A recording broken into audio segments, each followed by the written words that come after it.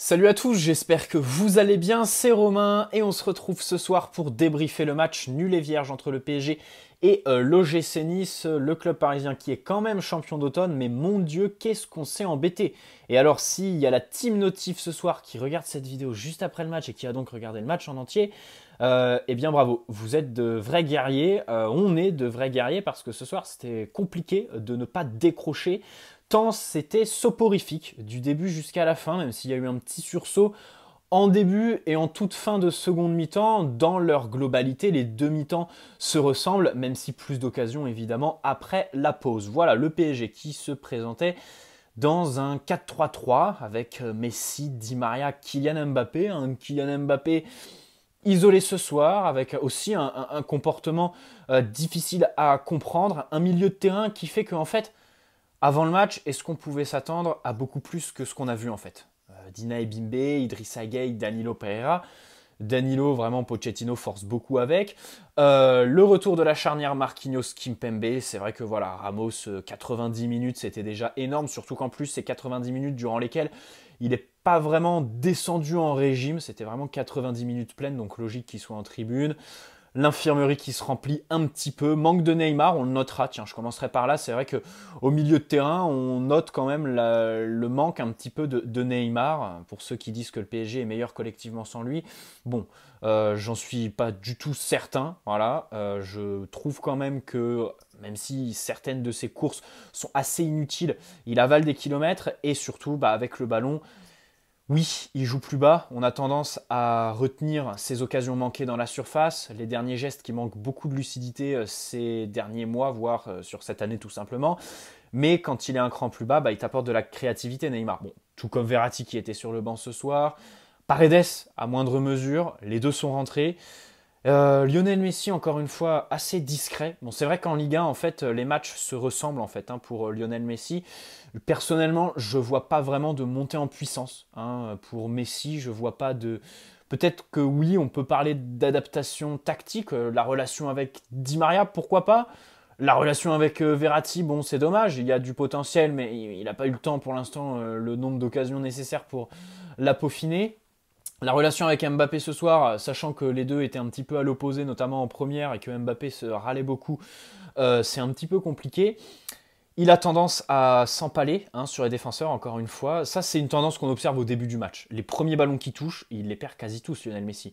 Il se fait bouffer, il se fait transcender complètement par les défenseurs, même si bien sûr, voilà, à son avantage, il obtient des fautes par moment bien sûr, et puis bon, techniquement il y a la justesse, même si encore une fois ce soir, l'occasion en seconde, c'est incompréhensible en fait, tu sais pas trop ce qui se passe dans sa tête.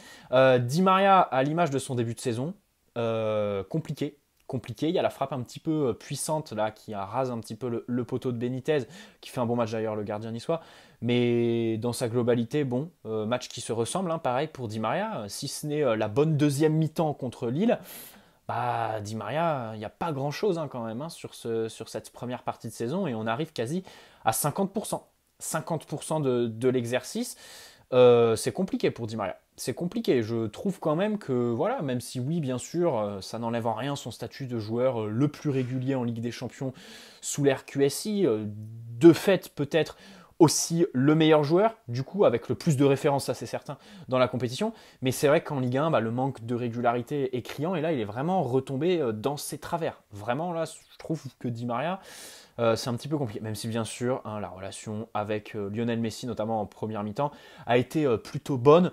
C'est dommage parce que tu maîtrises pas les renversements. Du coup, de l'autre côté, tu as quand même des armes. Alors bon, tu as Mbappé qui est resté un temps, mais après, bon, à force de rien recevoir, il s'est un petit peu réaxé. Et Nuno Mendes surtout. Parce que ce soir, bon, le milieu de terrain, Dina Ebimbe, ok c'est un jeune, ok on est enthousiaste. Ok, il avait fait un bon match contre Bordeaux, je crois, et Mauricio Pochettino fonctionne pas vraiment à la méritocratie parce qu'il ne l'avait pas fait enchaîner. Il lui avait au contraire préféré Danilo qui avait fait une entrée catastrophique contre Bordeaux. Mais bon, ce soir, tu sens bien que ses qualités, ça colle pas trop avec celles dont on a besoin en fait.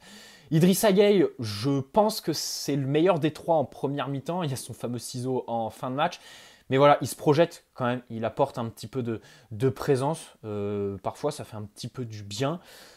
Danilo, que dire? Au début, il récupérait des ballons assez hauts au début du match. J'ai apprécié ça.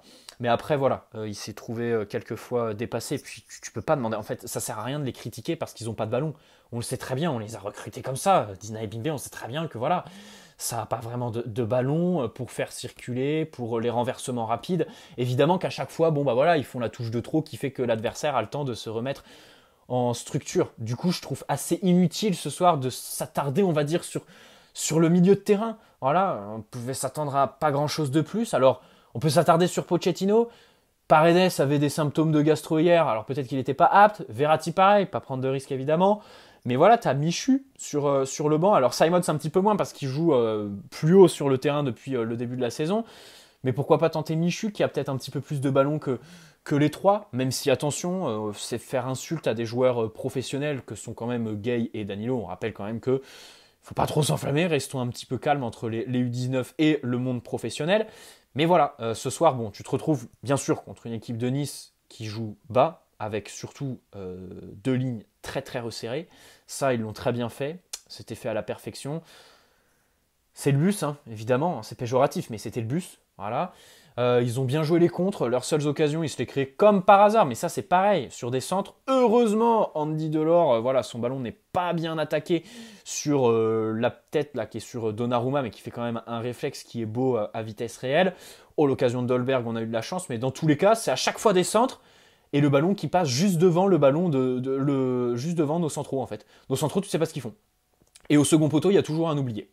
Donc, supériorité numérique, très bonne gestion des couloirs chez l'adversaire, qui s'explique aussi encore par une supériorité numérique au début de l'action, parce qu'ils jouent des 2 contre 1 face à nos latéraux, et à la fin de l'action, dans la surface, ils sont toujours en supériorité. Bref, c'est un casse-tête sans nom, il n'y a aucune progression. Habib Bey, tiens, il a dit à un moment donné, on n'a pas l'habitude de voir Marquinhos voir le ballon lui passer devant et se faire prendre dans la profondeur.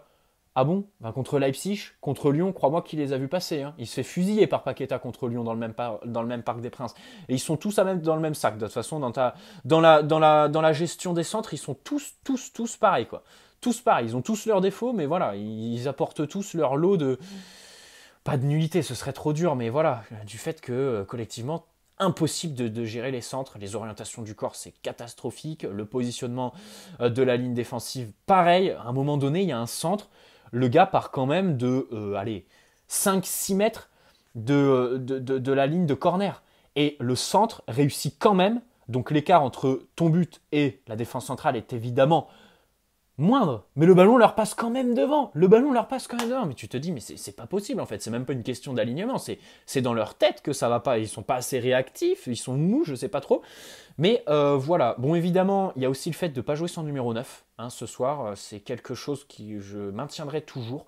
Face à un bloc pareil, déjà, si tu es incapable, de faire circuler le ballon rapidement, user des renversements, et en plus, avoir quelqu'un qui utilise tout le temps la même zone, un point de fixation qui te permettrait d'ouvrir des intervalles par moment. On a vu l'entrée de Mauro Icardi, même s'il touche aucun ballon, ça, de toute façon, on le sait. Rien que sa présence, les zones qu'il occupe font qu'il y a un petit peu plus d'espace pour Kylian Mbappé. Messi à moindre mesure entre les lignes, Kylian Mbappé dans les 1 contre 1 et dans les appels, dans les intervalles. Voilà. Compliqué. La satisfaction du soir, pour moi, elle se situe au niveau de Nuno Mendes en fait. Nuno Mendes, j'ai bien aimé. J'ai bien aimé, d'abord parce que défensivement, il ne s'est pas fait trop prendre, même si on concède des centres depuis son côté. Mais offensivement, il y a de la personnalité. Les centres sont très très bons. Pareil, ici, tu peux regretter le fait de ne pas avoir de vrai numéro 9, encore plus quand Kylian Mbappé joue sur l'aile un petit peu excentré. Et il y a la frappe là qui est magnifique, hein. La frappe, elle est très très belle là, en seconde mi-temps, pareil. L'arrêt de Benitez est très très beau. Juste après l'occasion de Mbappé, pareil, Mbappé qui vendange encore une fois, hein. Après Saint-Etienne, Mbappé vendange encore une fois ce soir. C'est un petit peu compliqué de nous vendre comme ça. Kylian Mbappé, c'est vrai que ce soir, sa prestation est plus que moyenne. Et le comportement, j'ai trouvé un petit peu bizarre. Je demande à voir sur des plans larges permanents, à savoir quand tu es au parc, ou voilà, si Canal Plus nous épargnait leur plan sur qui est dans les tribunes ou tout le bordel, enfin, on s'en fiche un peu, mais son attitude, bon, ce soir, elle n'est pas extraordinaire. En première mi-temps, il est isolé, tu sais pas trop pourquoi il va pas se rapprocher un petit peu plus de Lionel Messi, sachant que t'es très loin d'eux. Et tu sais très bien que Lionel Messi, quand il reçoit le ballon dans le petit espace, sa première idée, c'est pas de renverser, tu vois ce que je veux dire. Lionel Messi, quand il renverse, c'est quand il a de l'espace, quand il repique, évidemment, depuis le côté droit, notamment sur des phases de contre, par exemple, et qu'il va chercher le latéral opposé, comme il faisait au Barça. Là, ça reste à peaufiner. Il le fait quelquefois avec Bernat, un petit peu moins avec Nuno Mendes. Et en plus, bah, ce soir, tu avais des milieux de terrain qui sont incapables de faire les renversements. Marquinhos, à la différence de Sergio Ramos, lui, les ballons pieds en rupture en profondeur, ok, mais les renversements, en fait, j'ai vu, c'est même pas l'exécution technique. À un moment donné, je me suis dit, tiens, concentre-toi sur son attitude quand il reçoit le ballon. Il regarde pas à l'opposé. Il regarde pas à l'opposé Marquinhos quand il reçoit le ballon, donc c'est même pas une question de justesse technique, d'exécution ou quoi, de choix. C'est qu'en fait, il regarde pas. Il lève pas la tête, il scanne pas le terrain, et je crois que c'est un petit peu tout le monde qui fait ça, en fait. Dinaï Bimbe, plusieurs fois, je l'ai vu, enfin... Encore une fois, c'est compliqué de juger parce que les matchs, les caméras font qu'on n'a pas vraiment voilà, de plans qui peuvent optimiser ce qu'on dit là. Mais 2 ou 3 fois, j'ai vu Dina Ebimbe quand même pas scanner tout le terrain avant de recevoir le ballon. Et on sait très bien que c'est... Alors, il y avait une étude de Wenger avec des universitaires norvégiens, je crois, qui disait que ce qui caractérise les joueurs de classe mondiale par rapport aux joueurs un petit peu en dessous, c'est évidemment le nombre de fois où ils scannent le terrain, je crois, avant de recevoir le ballon. Donc prendre l'information sur ses coéquipiers pour faciliter l'exécution. En gros, dans le foot, tu as beau en avoir dans les pieds, si dans la tête, t'es pas quelqu'un d'hyperactif au niveau sensoriel, bah évidemment, voilà, tu maintiendras pas au minimum une régularité dans tes performances. Bref, c'est un petit peu compliqué. C'est des problématiques qu'on n'avait pas vues depuis longtemps. C'est vrai que ce soir, on se retrouve contre un bloc bas qui joue quasi à 8 dans la surface. C'est un peu compliqué. Il joue les contres, pas trop de pressing. Il s'aventure pas trop. Les premières relances sont pas gênées. Ça peut-être un Sergio Ramos aurait fait du bien. Et je regrette cette semaine parce que samedi, on affronte Lens. Nice ce soir. Déjà, ils étaient 3e avant le début du match. Ce sont 2 équipes qui sont très plaisantes. Et ça aurait pu être une semaine, voilà, assez plaisante, on va dire, à l'échelle de la Ligue 1. Donc on espère que samedi, on va rendre une bonne copie à Lens. Parce que même si, voilà, bon là, alors on a des points d'avance exceptionnels. Alors oui, on peut nous dire, on pourra se relâcher avant la Ligue des Champions en avril. Enfin, se relâcher, quand tu vois les prestations actuelles, c'est quoi en fait se relâcher? Actuellement, c'est des purges, quoi. On assiste à des purges totales. Total, vraiment. Donc voilà, Hakimi, alors Hakimi, son match, j'ai trouvé pas très très bon. Hein. Hakimi, je l'ai pas forcément trouvé exceptionnel. Le fait qu'il soit pas forcément très bon dans les petits espaces fait que Lionel Messi, Di Maria peine un petit peu à échanger avec lui. Et puis bon, ce soir, bah, il n'avait pas de possibilité de prendre la profondeur. Ça, c'est évidemment à sa décharge. Pas trop d'espace, pas trop de contre aussi, hein, parce que pas trop de vitesse dans les sorties de balles. Mais c'est vrai que ça manque de justesse au niveau des centres. Je crois que ça fait plusieurs matchs qu'il ne réussit pas un centre, Hakimi. Hein. Ça doit faire longtemps qu'il n'a pas réussi un centre. Et puis, c'est vrai qu'il y a aussi la question de la connexion avec ses partenaires. Lionel Messi, Di Maria. Moi, perso, évidemment que ça me désole par moment de me dire qu'il régresse tout simplement. Voilà. Il y a une régression qui est à signaler depuis qu'il est arrivé. Et me dire surtout que on n'exploite pas un talent aussi immense, quoi. Quelqu'un qui pourrait nous apporter vraiment, vraiment beaucoup. Donc voilà, ce soir, la défaite d'un point de vue collectif, je l'explique par le milieu de terrain et le fait de ne pas jouer avec un numéro 9. Ça, encore une fois, c'est super important. C'est notre seul point commun avec Manchester City.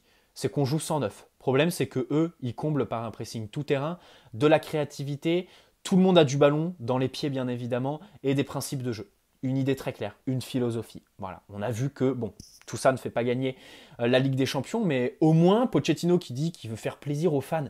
Mais il faudrait peut-être lui prévenir à Pochettino que nous, on ne regarde pas que les résumés de matchs sur YouTube qui durent 3 minutes en fait. À savoir les buts en fin de match, où il y a le Parc des Princes qui s'excite et tout ça. D'ailleurs, ce soir, Parc un petit peu endormi, notons-le.